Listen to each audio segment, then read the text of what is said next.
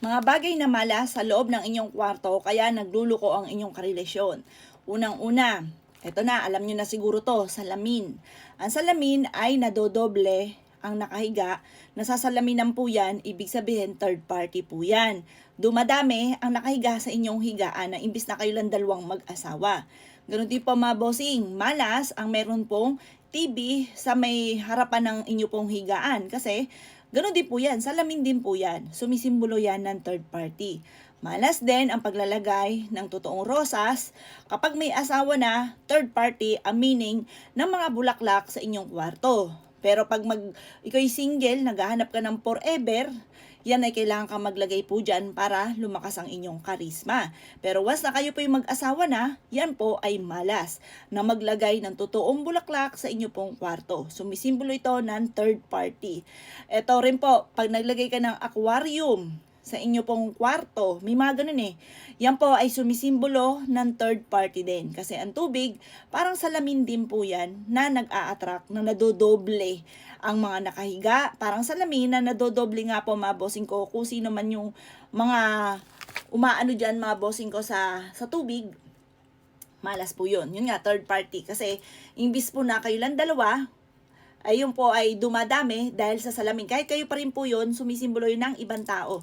Yung po mga bossing, mas magiging magulo ang pamumuhay ng pamilya. Ultimum frame. Frame na nangingisda. Frame mga bossing ko na may hawak na isda. Sumisimbolo po yan mga bossing ko. Basta usapin ng tubig sa kwarto, malas. Halimbawa, may dagat na napakaganda ng view. Sa salas, napakaswerte niyan. Pero sa kwarto, malas po yan. Basta, halimbawa, palaka. Yan po ay nakatira rin sa tubig. Yan po ay sumisimbolo rin ng third party. Kaya kung ayaw na may third party, huwag nyo po yan gagawin. Ganon din po, sumisimbolo mga bossing ko ng malas na madalas na pagtatalo ng mag-asawa kapag meron pong walis tambo, walis tingting, yung mga panlinis sa kwarto. Hindi po yan maganda sa kwarto. Ganon din ang pagkakaroon ng mga step-in or sapato sa ilalim ng inyong higaan. Yan po ay sumisimbolo ng pagtatalo lagi ng mag-asawa. Ganon din po mga bossing ko, ang maraming bulaklak na fake or kaya po yung mga dahon na fake, basta yung mga fake na yan, malas po yan sa loob ng kwarto dahil nagiging mainitin ang ulo ng bawat isa. Magkakaroon ng mga pagtatalo. Yan po yung mga malas sa loob ng kwarto po ninyo. Kaya kapag may ganyan kahit sa kwarto ng mga anak, lagyan nyo na sumisimbolo ng tubig, magiging pasaway po yan. Sakit yan ang inyong ulo. Ilagay sa inyo pong ilalim ng hagdanan, malas din po yan. Ganon din po yun. Magiging sakit ang inyo pong ulo at may mga matitinding pagsubok na dumarating sa pamilya.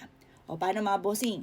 Kung kayo naniniwala, baguhin nyo na. Dahil, yan po aking mga naipayo sa inyo, ay nasubukan na at marami na rin po iba't ibang istorya ng buhay ng mga boss na iyan po ang isa sa mga pinagsimulan. Meron sila mga ganyan at talagang matindi ang mga pagtatalo. O paano mga bossing? Good luck po sa inyo po lahat.